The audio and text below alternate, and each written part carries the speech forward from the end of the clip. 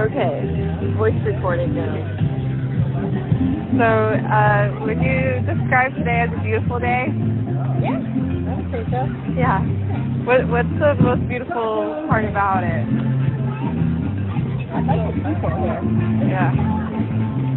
But, the blooming trees, and that there's some blooming in the sky. Yeah. Promise of spring, maybe? Yeah. Yeah. And then, are you spiritual or religious? Would you consider yourself? Yeah, I'm a follower of Jesus Christ. Okay. Yeah. Nice. Is that denominational for you or non-denominational? Non-denominational, yeah. Just believe what the Bible says and follow the Lord Jesus. Wow, Yeah. That's cool. Okay. Do you feel connected to the environment and the land? I don't know, like connected, but I want to take care of it because God created it, and I think nature is like a very direct way that God shows His care and His power and His love for mankind. Like He created everything very intentionally, very uniquely. Like all the same similar trees in this park, but like not one is exactly like the other. You know, same way these people that are out there, each one is unique and shows like God's very intimate care of us and of His creation, and I think creation testifies to who God is. So in that way, I really appreciate the nature that He's created, and I want to take care of it. That's cool. So yeah, cool.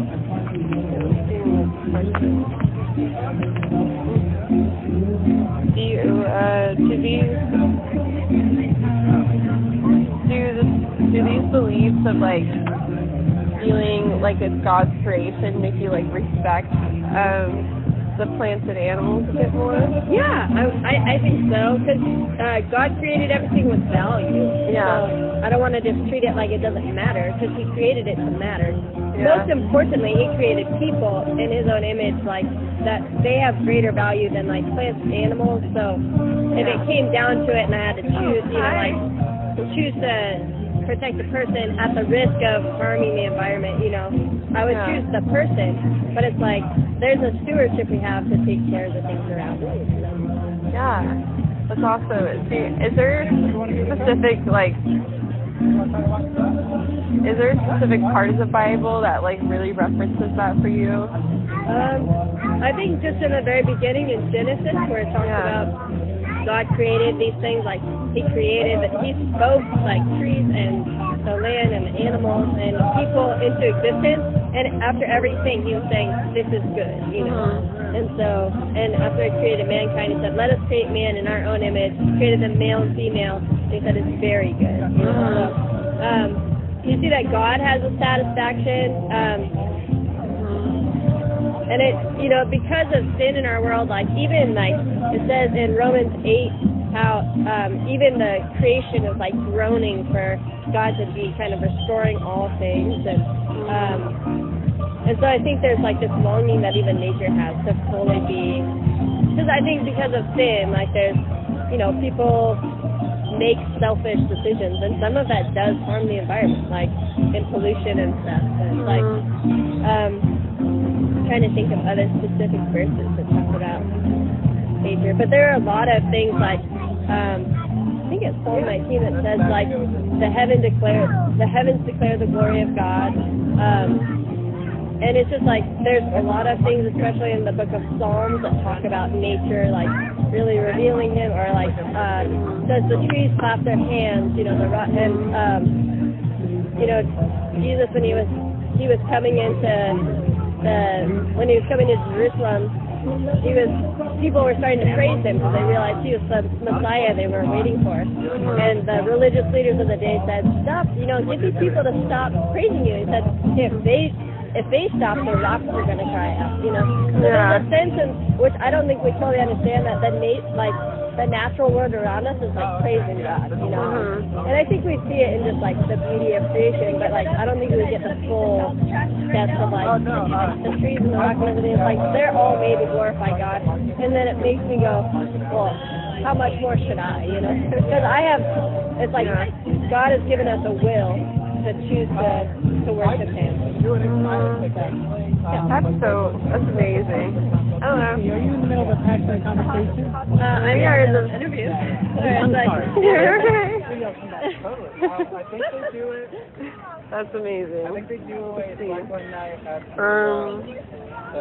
do you feel that spiritual and religious beliefs could play a role in addressing the climate crisis? And if so, how? So hula hoop. I think that it, like I said, it creates a level of awareness of your like responsibility to take care of the things and people around you. I don't know, like for people who don't believe in God at all, or like who are kind of deny that there's a God, like for them it doesn't matter if we're just like bunches of like chemical reactions or things like that. It's like, well, what's the point of taking care of the world? And, you can go with your. So yeah, I think just having a respect for God and what He's done does help us to take care of the world He's created. Because I think it would just be irresponsible if we just went, well, only people matter, so we shouldn't. It's like part of taking care of people is taking care of the world that we're in, Yeah, the future generation. Yeah, totally. Yeah. Well, that concludes this interview, but can I ask what your name is? Lauren. Yeah. And your name? Maddie. Maddie. Nice to meet you. Thank you. Nice to meet you too. Take care. You too. Maddie. Nice to meet you. Thank you. Nice to meet you too. Take care. You too. Maddie. Nice to meet you. Thank you. Nice to meet you too. Take care. You too. Maddie. Nice to meet you. Thank you. Nice to meet you too. Take care. You too.